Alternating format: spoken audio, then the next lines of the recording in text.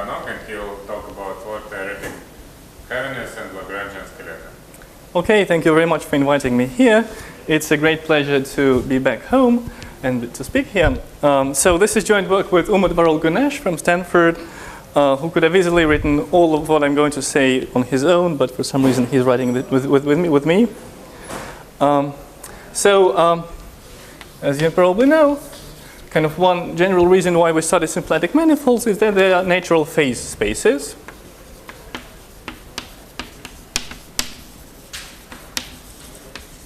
So we can study dynamics on these manifolds. So usually, to formulate some dynamical problem on a symplectic manifold, we fix a function on X, which is called a Hamiltonian function. It gives us a Hamiltonian vector field.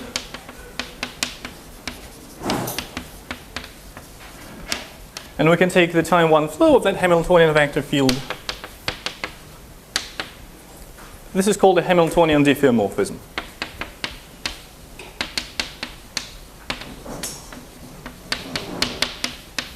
So in symplectic topology, we like to study general properties of Hamiltonian diffeomorphisms.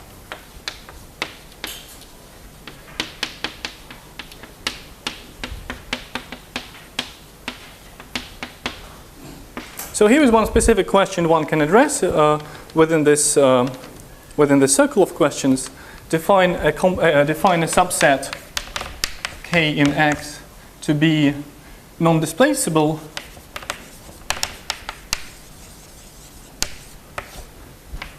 if there exists no Hamiltonian diffeomorphism such that phi of K does not intersect K.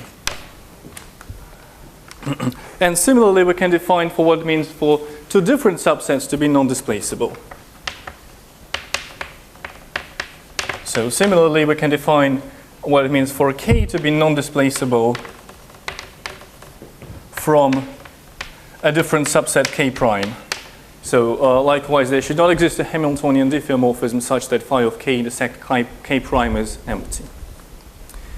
So how do we detect non-displaceable sets?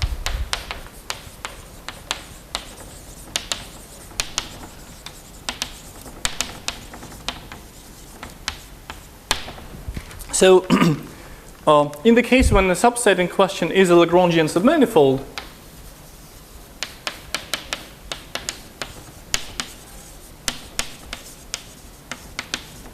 we use Floer theory.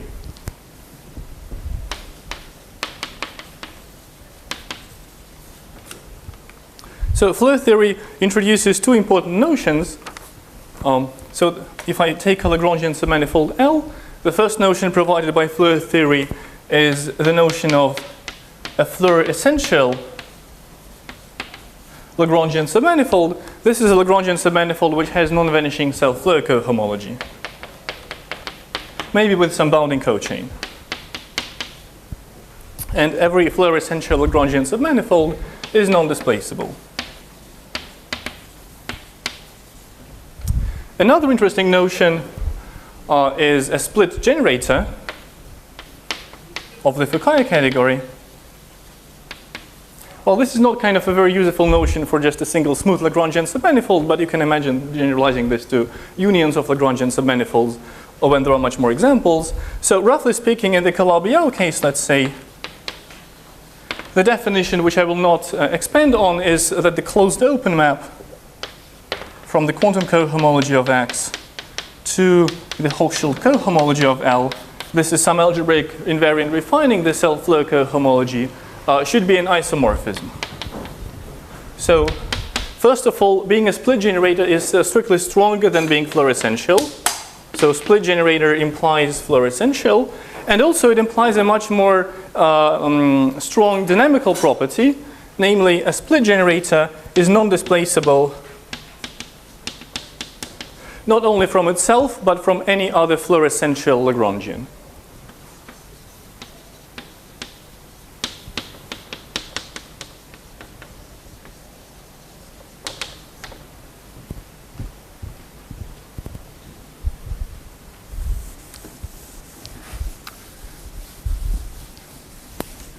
Okay, so and kind of these questions have been studied a lot, And kind of the problem with them is that they only let me consider they restrict kind of the class of subsets to Lagrangian submanifolds, and then they efficiently answer these questions. So in 2007, Entov and Polterovich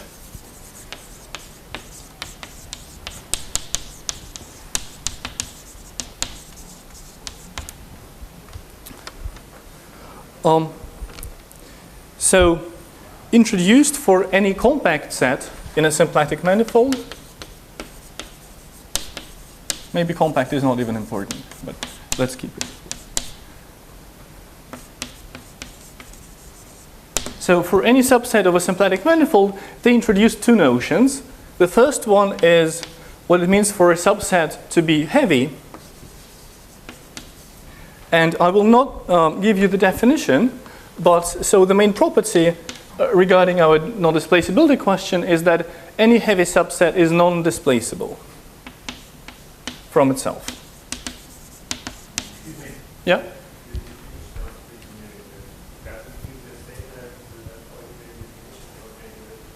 Yeah, by Abu Zaid's theorem.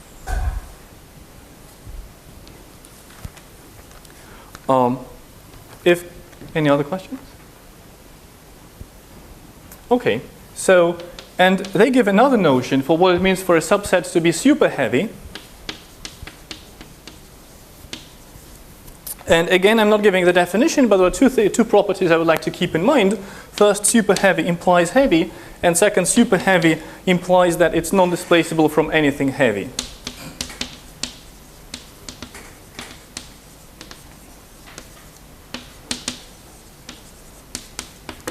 So superficially, this looks exactly like this Floer-theoretic notions. So the main issue with these heaviness and super heaviness notions is that it's extremely hard to check them in reality. So the definition is quite complicated. It goes via constructing certain quasi-morphisms and quasi-states on the space of smooth functions, and then defining these two properties using quasi-states. So kind of, if you want to check that something is heavy and super heavy, this is usually quite hard unless your manifold has semi-simple quantum cohomology. So let me, for example, tell you this conjecture, and it looks like it's like completely. Is it possible to have something that's like black hole that's not displaceable from anything? Good. So not displaceable from anything what? You know, super heavy is something that's not, So not displaceable from anything heavy. correct. Is there a way to say that there is something that's not displaceable period? You know. I don't know, but you can have like, once you allow arbitrary subsets, you would allow points, right? And just a point would be just like invisible to anything, right? So yeah, maybe before I do the conjecture, I want to do some examples. And that will be about actually Floer essential and split generators. So on the sphere, the equator breaking the sphere into two equal areas is a split generator. If I take another circle on the sphere, which breaks the sphere into two different areas, that's going to be displaceable. So in particular, it's not heavy and not, it's not Floer essential and not a split generator. On the torus, if I take one closed loop in a non-trivial homology class, this is going to be Floer essential but not a split generator.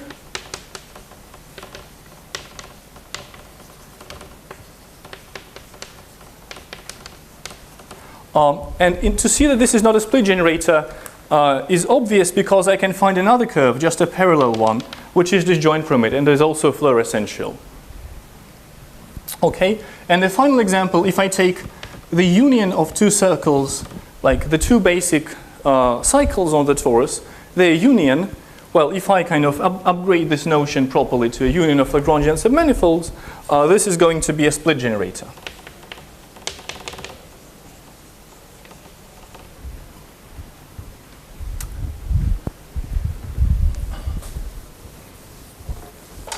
So to compare, proving these kind of heaviness and super heaviness properties already on the two torus is quite complicated. So it's a theorem of Kawasaki from 2014 that this last example is a super heavy subset of the two torus.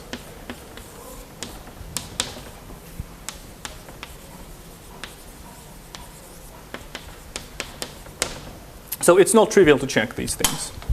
So a general conjecture, okay, maybe I will not write it down. That if I take a Lagrangian submanifold, well, let's say maybe in a Calabi-Yau, then it's heavy as a subset if and only if it's fluorescential, and it's super heavy if and only if it's a split generator, and essentially any of these four directions are completely unknown. So the only case in which we can kind of quite efficiently deal with heaviness and proving with heaviness and super heaviness is when, as I said, when the quantum cohomology is semi-simple. Okay, so in this talk I would like to suggest an alternative notion, of heavy and super heavy subsets, and I will not prove that it's equivalent to the original notions of Antov and Polterovich, but I will try to convince you that maybe they're more tractable and somehow it's easier to work with them and they enjoy the same properties. So I'm going to use relative symplectic cohomology. Yeah? Do not mention just heavy, right? They just use a new heavy or something. No, they do like two notions simultaneously. So they just have abstract heaviness if they find something like that? So heaviness and super heaviness are defined like maybe on the same page because it's like the definition. I just only remember the definition of mu heaviness or something, not just a heaviness. So mu, right? So you have to fix a quasi state. So basically, usually they come from fixing an idempotent on quantum cohomology. But on a Calabi-Yau, for example, the only idempotent would be the unit. Yeah, but this particular definition of heaviness is a bit new, I think. Well, but I didn't give you the definition. But here I'm secretly assuming heaviness with respect to the unit. You can also define heaviness with respect to an idempotent quantum cohomology, and usually these are easier. Just respecting any without any mu is somehow. Yeah, I'm assuming the mu comes from the unit. Mm-hmm. Right. Okay, so relative symplectic cohomology defined by Umut in his thesis. So let me quickly go over this theory. So I take a compact subset in a symplectic manifold.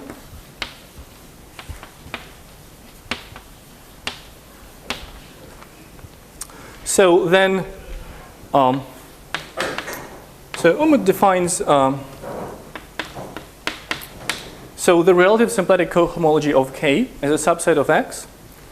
So, and so far is just a vector space over the Novikov field, and it has the following properties. Excuse me, I disturb you again. Yeah? So I have the following example. You consider S2, Mm-hmm. and you have two union of S1, Yeah. which is above and below. Yeah. This is heavy as it is. So I take So you have two union of two S1. two S1s, like No, parallel. With one in upper hemisphere, yeah, something like this. Mm-hmm. This is heavy as it is. This set. Right. But this is disjoint from the equator. Right, so it's not super the heavy. equator is not super heavy. Right. In the sense you just defined. Yes. So Yeah. something you need to modify, right? But so the fact Don't that define super heavy. You just said that's consequences. that's a consequence. No, Yeah. he defined that I see. So I saw that you defined super heavy. No, no. Which intersects with anything heavy. No. Sorry. The definitions are empty. Yeah. I didn't give them. Yeah. Uh-huh. So that would prove conjectures. Well, maybe if it's Because the equator would be Super heavy in a sense, yeah. maybe in some sense, if Lagrangian is connected, maybe there is still chance. But indeed, it looks like this is kind of a counterexample in the disconnected case. Mm-hmm. Okay, sorry. Yeah, thank you for these questions, of course. So it's a vector space over the Novikov field with the following properties. So if the compact set is a whole manifold, then the relative symbolic homology is just the quantum cohomology. Or as a vector space, is just the singular cohomology. Second, if K is displaceable, then its relative symplectic cohomology is 0.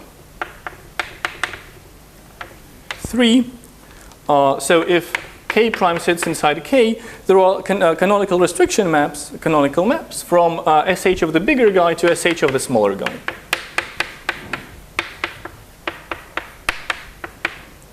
4, for certain pairs of compact subsets, and actually the restriction one has to impose is quite severe. So for certain K1, K2, there exists a Mayer-Vietoris sequence. So there holds a Mayer-Vietoris sequence. So Mayer-Vietoris holds. So Mayer-Vietoris meaning you can compute symplectic homology of the union from symplectic homology of K1, K2 intersection. So there is an exact sequence. And so there are two main cases when these kind of certain conditions are satisfied. The first one has to do with SYZ fibrations, and I'm not going to use it. The second one is if K1 and K2 are submanifold, codimension 0 submanifolds with boundaries, and the boundaries are disjoint. So it holds in the case when kind of this is K1, and this guy is K2. So codimension 0 submanifolds with boundary, whose boundaries don't intersect.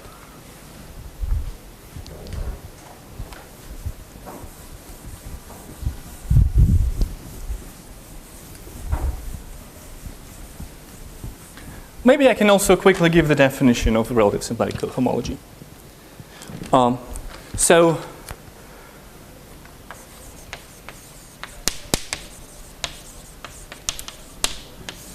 So I take a family of Hamiltonian functions, which is increasing, indexed by the natural numbers, and its cofinal. So hi of a point P converges to either 0 if the point P is inside my set, and to plus infinity otherwise. So a picture for a family of such HIs would be the following. So imagine the horizontal axis is my symplectic manifold X, and this segment is K. So then H1 could be something like this, H2 would be something like that, H3 would be something like that, and so on. So they go to 0 here to plus infinity over there. So next step is to produce, by counting Floer solutions, produce what we call a Floer one-ray. So it kind of contains all Floer differentials and continuation maps you can see by looking at the Floer complexes for these HIs. So containing Floer differentials and continuation maps. So they all kind of live in the following diagram. So I take Floer complex for H1, it has its Floer differential. Then I take the Floer complex for H2, which has its own differential, and there is a continuation map constructed by picking a monotone homotopy from H1 to H2. Then there is a CF H3, again with a differential, and there is a continuation map, and so on. So all of these guys, by the monotonicity assumption, are defined over the Novikov ring. So as usual, I count all my solutions with kind of topological energies, and they happen to be all positive in this case. So this diagram is a diagram of modules over the Novikov ring.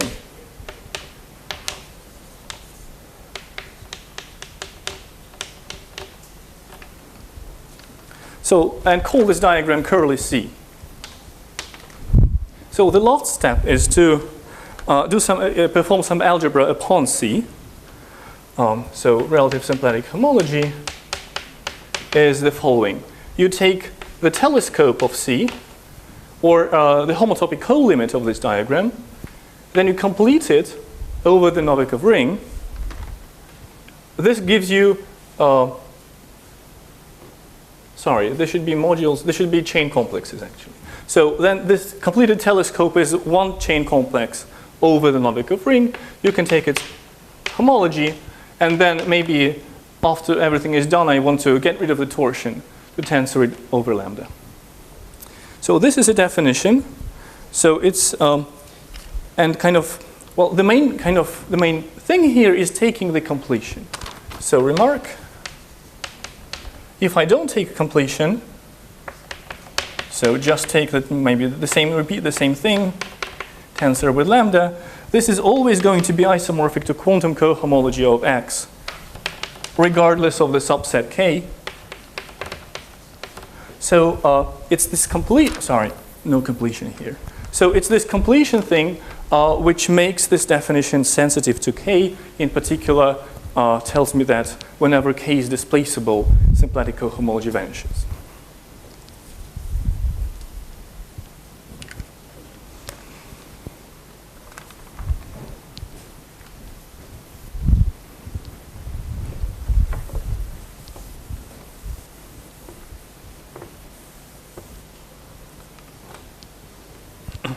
Okay. So for a subset K in X, just let's introduce the following notion, U epsilon of K. It's an epsilon neighborhood of K.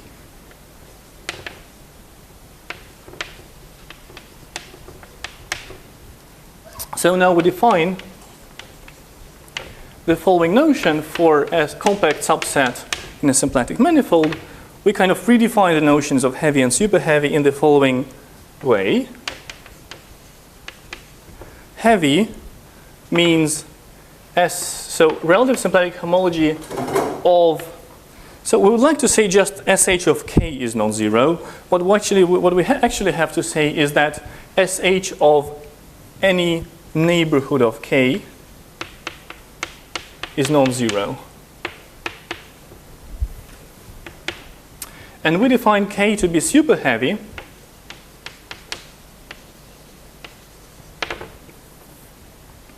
if, let's say, symplectic cohomology of the closure of its complement vanishes. X minus K closure is 0. So, and in the rest of the talk, I would like to discuss kind of the properties of these new notions of heavy and super heavy. So the first thing is to reproduce this kind of diagram of implications. Yeah. Yeah. So when there is two circles, so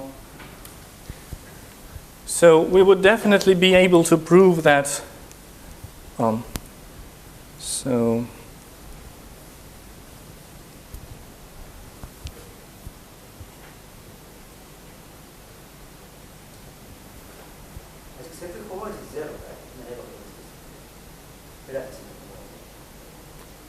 This is not obvious to me. Oh, by my view twice. Yeah, okay. Okay, this is somehow, then it's different than the end of Polterovich heaviness, perhaps. So why is Victor Polterovich's heavy? Is this a simple reason? Why is these two circles together? You can just prove by very elementary, just taking the area. If two circles have the symmetry, this is the same area, and you have any area present in Decomposition.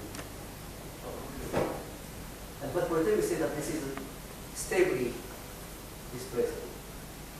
Oh, but heavy implies stably non-displaceable. No, it's stably displaceable. It's what I have. Oh, but then it cannot be heavy. It cannot be heavy because heavy implies stably non-displaceable. So it depends on the definition of heaviness. Okay. Yeah. Okay. Okay. Good. Yeah. Those two circles in your adaptation at least are not. No, they're not heavy.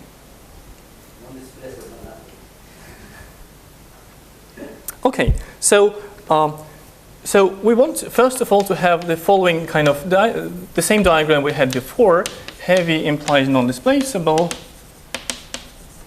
Let's label them then. Super heavy implies heavy, and super heavy implies non-displaceable from anything heavy.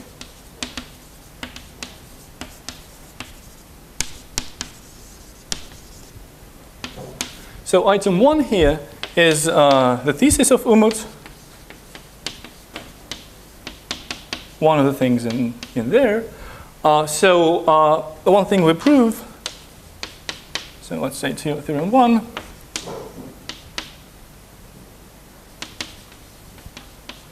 Excuse me, so these are still Yeah. I just want to make an answer precisely. Yeah. So the heavy itself is not so much a kind of well-defined definition. You have some new heavy.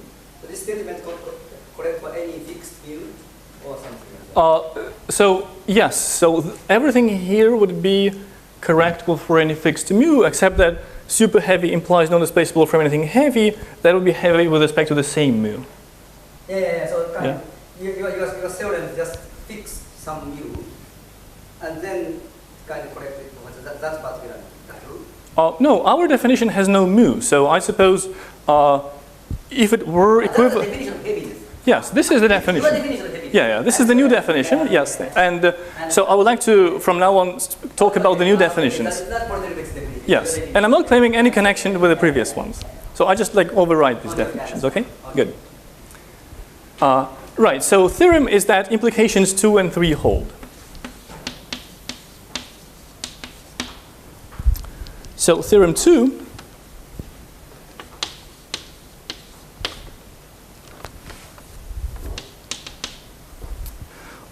So now we would like to kind of have theorems which allow me to prove that certain subsets are heavy or super heavy.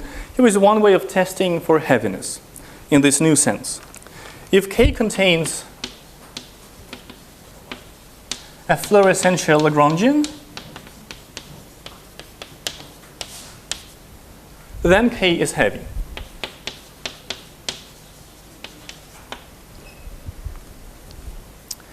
And so if I have time towards the end of the talk, I will speak about how we prove 2 and 3. And it does require a little bit of kind of setting up kind of a little bit more machinery. So it requires to set up basically kind of the product and the unit on relative symplectic cohomology. And in turn, there is a kind of a technical thing you have to do to define those units and products. So it's kind of not just like a straightforward, just say that everything works. You have to do an epsilon more than that. So, but I would like to go to say the third theorem before I do that. And this is kind of my next topic, Calabi-Yau skeleta. So now we have a theorem that allows me to prove that certain subsets are heavy. So can we prove in these new definitions that something is super heavy?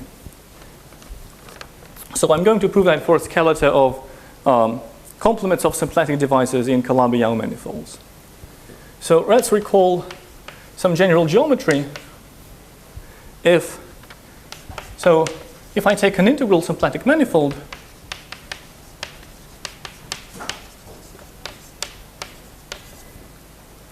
then it has plenty of Donaldson divisors.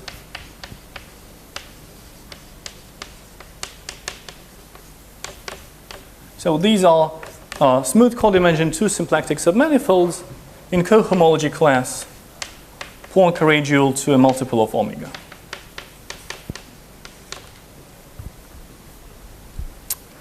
And there are 2 structural theorems I would like to recall about Donaldson divisors. First of all, as we have, the complement to a Donaldson divisor is a Weinstein manifold. In particular, as Schiele has told us yesterday, it retracts onto a Lagrangian skeleton, or an isotropic skeleton to be precise. But I'll just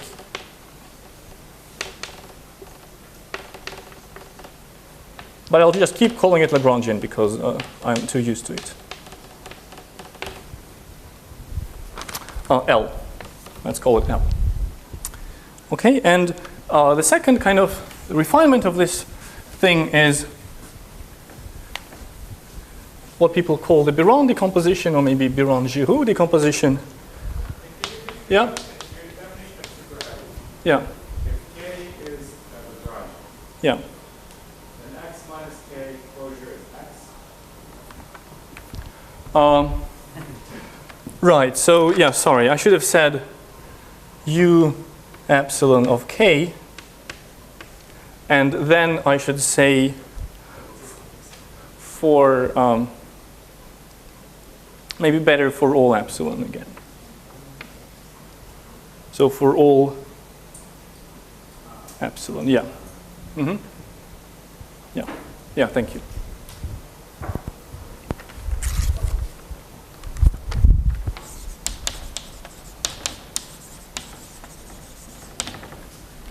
So,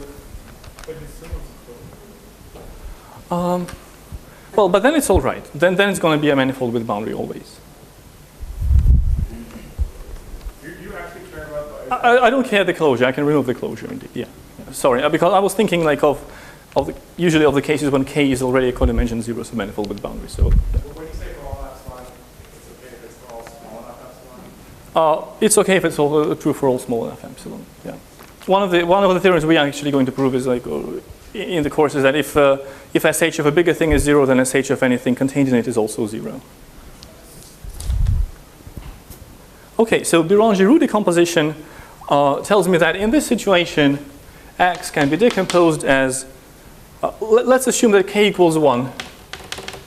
So the Donaldson divisor is just in the class of omega. So then the Barone decomposition tells me that X is decomposed as the unit disk bundle, the symplectic unit disk bundle over the divisor, like a unit normal neighborhood, disjoint union with a skeleton.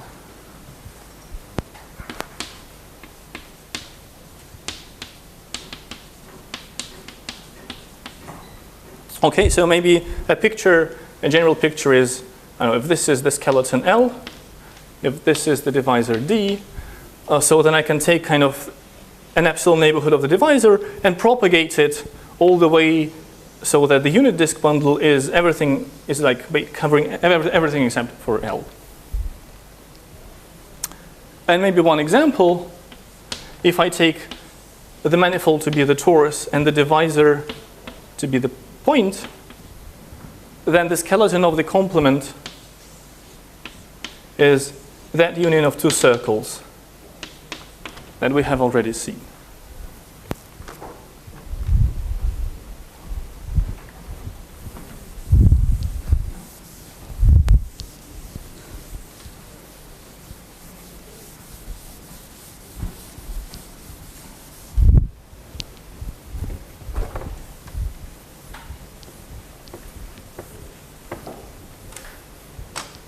Okay, so theorem 3. If the manifold is Calabi-Yau, so the Chern class vanishes, then the skeleton is super heavy.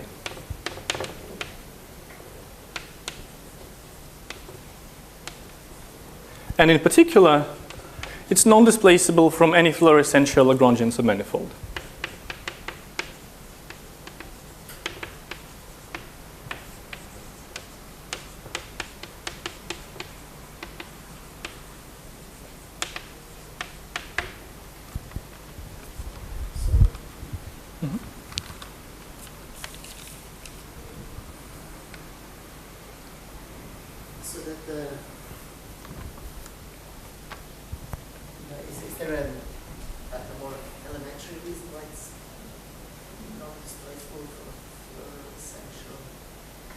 I don't think we have any more elementary reason. Yes, yeah, this is going to be an ingredient. So what is obvious is that a big neighborhood of L is super heavy. The trick is to prove that like an arbitrarily small neighborhood is also super heavy, because we know that in general this kind of symbolic homology can change as I shrink the neighborhood. So we're proving that that phenomenon doesn't happen in the Calabi-Yau case. I don't know precisely, but did Barone prove that if there is disjoint from this skeletal range, it is present? So, good question. So, something like that Barone proves, I don't remember. In the Calabi-Yau case? Because in any case. Because there is kind of, in any case you can always choose X to be the sphere and the divisor to be the point, in which case the skeleton would be the opposite point. So this term doesn't hold true in general. So maybe it's something like So I'm not sure Barone proved like. I mean, so first Barone proved in some situations that the skeleta has a smaller dimensions. Yeah. Everything is displaced. That kind of thing. Yeah, but then maybe it's well, kind of I obvious. Yeah. So, Yeah. Okay, so let me tell you the proof idea. So as Paul has mentioned, so kind of the main thing we use is the following proposition observed by MacLean. So, so any symplectic, all ample divisors, well, let's say Donaldson divisors, are stably displaceable.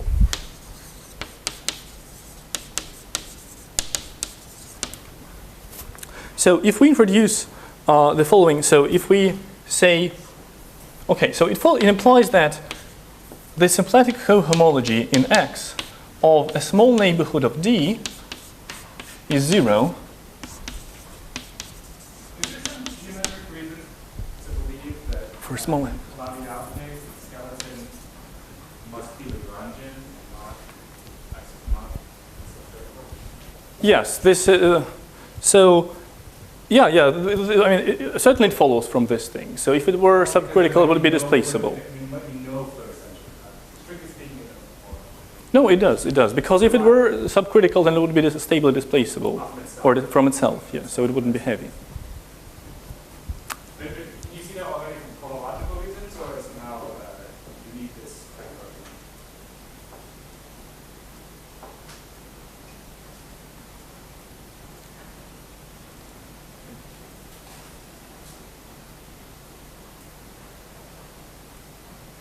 Well, I haven't thought about it. So for small epsilon, like a small neighborhood of D is stably displaceable, and hence it has zero symplectic cohomology. Now we need to show this for every epsilon smaller than 1.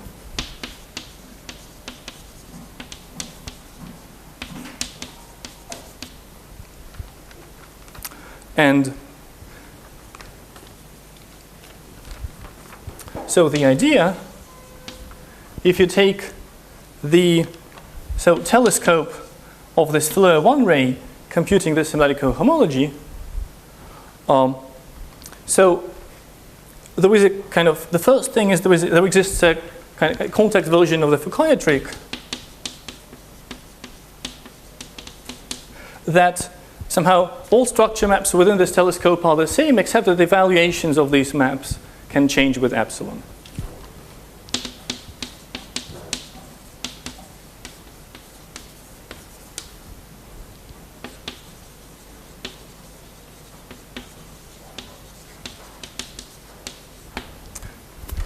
So, and in general, when I take the completion, this can really affect the result. But not in the Calabi-Yau case, because in the Calabi-Yau case, we can take the Z-graded, like the degree-wise Z-graded completion,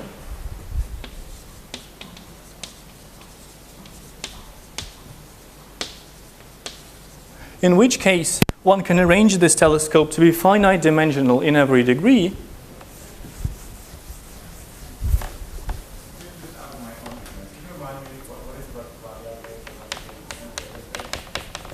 So you can grade a Floer complex of a Hamiltonian Floer complex. You can make it Z-graded if the ambient manifold has vanishing Chern class. Is there any possibility that you're not a divisor represented the Chern class? Sorry, say it again? If C1 equals D. If C1 equals D, then the symplectic homology of the complement will be Z-graded, but relative symplectic homology will not, because it uses Floer cylinders which live in the whole manifold. So these Floer complexes are finite dimensional in each degree.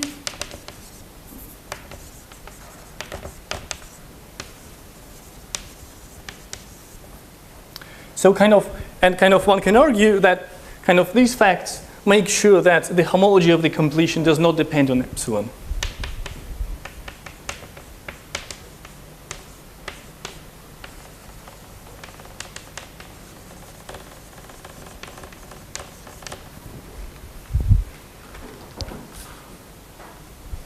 So maybe let me spend 5 minutes to give you a Fano example and maybe state an open question which seems quite interesting to me.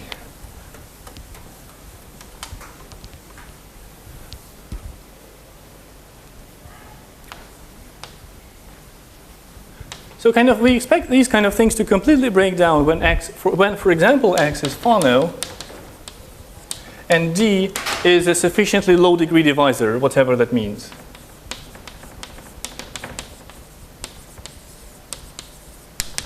So let's consider the case when the divisor is the point inside the two-sphere.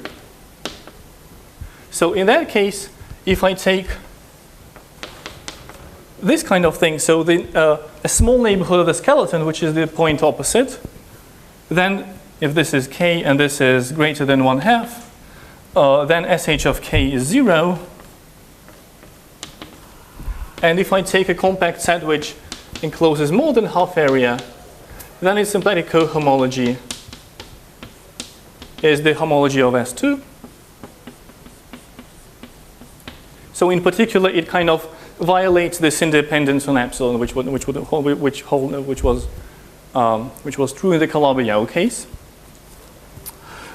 In this case, observation. So suppose you have a symplectic divisor. So you have the situation skeleton inside a manifold, and then there is a Donaldson divisor. If the symplectic cohomology of L as a subset is not the quantum cohomology of X, using my aviatoris, one can show that the symplectic cohomology of at least one set, so there exists an R such that the symplectic cohomology of the boundary of this radius R neighborhood around the divisor is non-zero. So kind of the conjecture, kind of like what you would expect to see some fluorescential Lagrangian contained in this set. Just like, for example, this threshold R equals 1/2 was here, it was kind of the boundary of a neighborhood, but also it was already this fluorescential Lagrangian. In general, maybe one expects to see a fluorescential Lagrangian contained inside that level set. And the question kind of I would like to maybe understand more is that there are cases when there is a continuous spectrum of these R's for which this boundary of a neighborhood is non-displaceable. So there are examples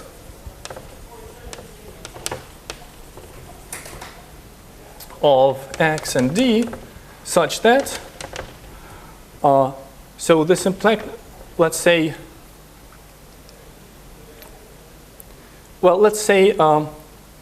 DUR of D is non-displaceable for all R between from some threshold to the maximal radius 1. Okay, so example, due to Fukaya 00 to Ono, X is P1 times P1. The divisor is the 1-1 class, and L is the Lagrangian sphere. So, and kind of conjecturally, kind of whenever these cases happen, you can detect them by bulk deformed Floer theory. So maybe by bulk deformed. The statement has nothing to do with the Lagrangian sphere, right? True. Yes. It's yeah. So the statement has nothing to do with the Lagrangian sphere. My question is just, what are the cases when this is there a general reason why this happens? Is there a general kind of set framework when this happens? So conjecture, well, here is kind of maybe a lemma.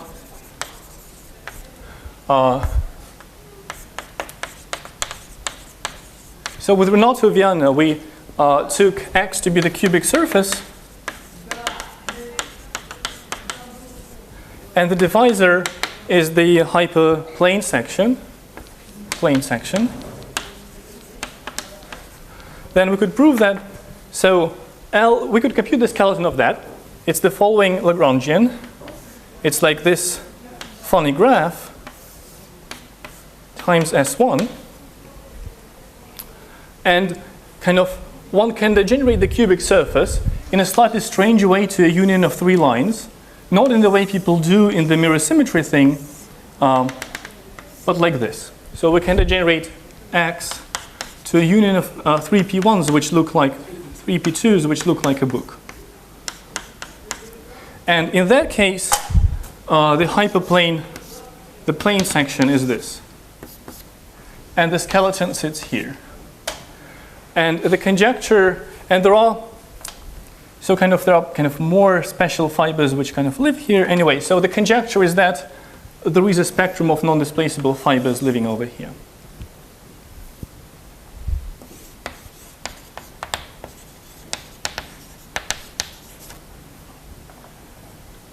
So, and I'm not sure what are the general set of cases when I expect to see this non-displaceable continuous family. Okay, and maybe last 10 minutes, I would like to return to these theorems 1 and 2, this more general structural results about heaviness and superheaviness.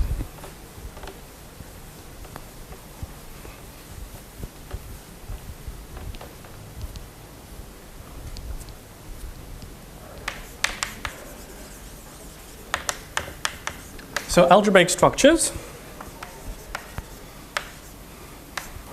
So together with Umut, we prove the following. Well, first of all, for any compact subset, the relative symplectic cohomology is a ring with a unit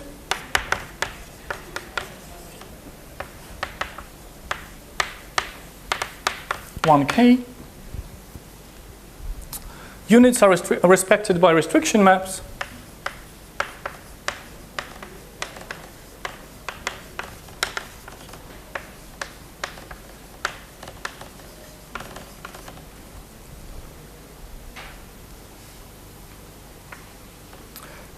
So then, if I take a Lagrangian submanifold with a bounding cochain inside X,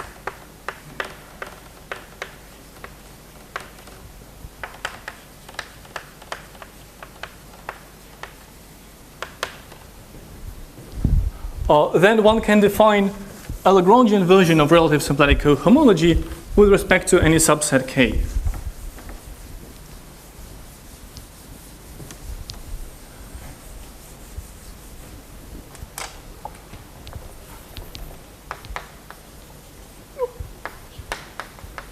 So Floer homology of LB relative to the subset K. So now, so the first two items are not super cheap. The third item is essentially cheap. So you essentially repeat the same definitions as in Umut's thesis, and you're done. But then again, we say that it also has a product and a unit. And finally, we say there is a closed open map from SHK to SHLBK. Here, L doesn't have to be contained inside K or anything, so it's just any subset and then a Lagrangian, closed open, it's unital. So, and maybe a technical point for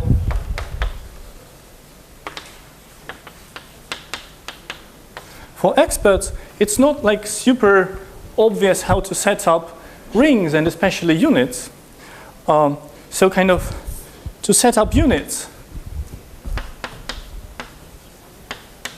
to set up the product and the unit, regardless whether it's the closed string case or the open string case, we have to do the following trick.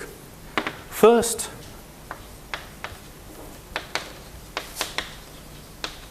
define relative symplectic cohomology raised by epsilon using Hamiltonians, using different families of Hamiltonians which converge to epsilon rather than 0 on K. So HIs which converge to epsilon on K and infinity outside.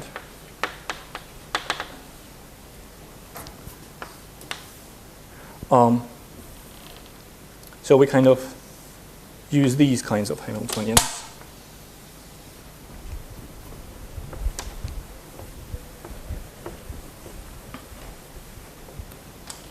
And then we define first the unit, the products and the unit on these guys. So if we define the product on k epsilon tensor squared to sh k2 epsilon, and unit inside sh k epsilon, and then we define continuation maps from usual sh to sh k epsilon, which are isomorphisms over lambda.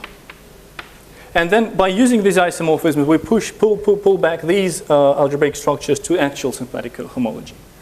So the main reason why we have to do that is, so before kind of taking completions, we would have to define these products and units at the level of telescopes. So kind of the main issue, which is overcome by kind of doing this epsilon version of symplectic cohomology, is that for the unit, you want to kind of count Floer solutions solving a perturbed Floer equation H tensor alpha, where alpha is a one form, which looks like dt here.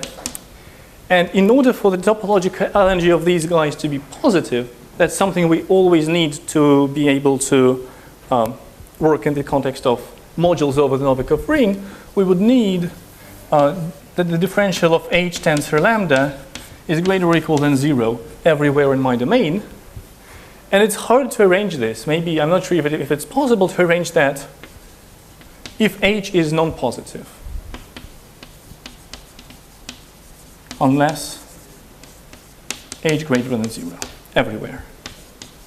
So if H greater than 0, then it's very easy to find such perturbations and actually find a contractible subset of these perturbations. But in the usual symplectic homology, kind of the Hamiltonians are always small but negative inside K, so it's hard to actually find these perturbations, maybe even impossible. Okay, so this was a technical point, and once we are past that technical point, I have a couple of minutes to prove, say, the following, which appeared in my talk.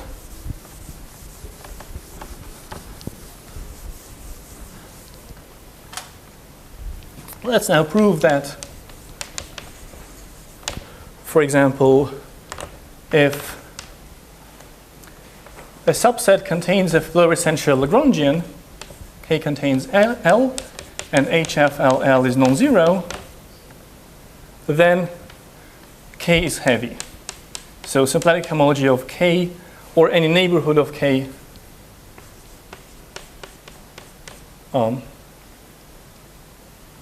is non-zero. We will actually, So, sorry, I can just prove that, sorry, the SH of K is non-zero.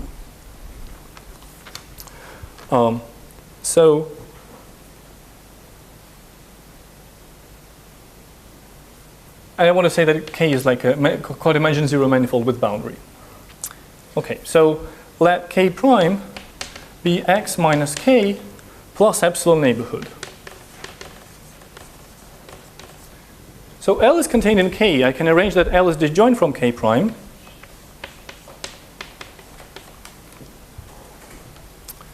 Then, by a version of this, displaceability implies symplectic homology 0. By complete analogy with like what Umut proved in his thesis, we know that HF of L comma K prime is 0, and also HF of L comma intersection K intersect K prime is 0. Then we apply Mayer-Wierth-Torres,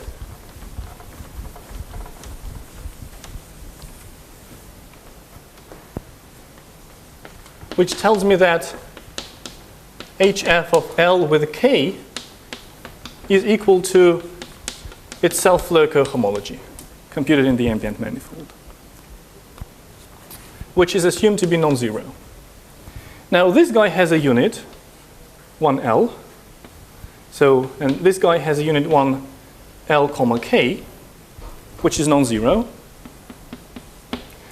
So, and now we use this machinery with units and products and so on we have set up. and also the continuation map. So now we'll look at, and also the closed open map. So we'll look at the closed open map from SHK to HFLK. So we know that it sends unit to unit. So if SH would be 0, then the unit would be 0, and then the unit in the Lagrangian Floer homology would also be 0, which is a contradiction. So we have proved that symplectic cohomology is also non-zero. And the same way, kind of the same type of argument is used to show that super heavy is non-displaceable from anything heavy. Okay, it's a good time to stop. Thank you for your attention.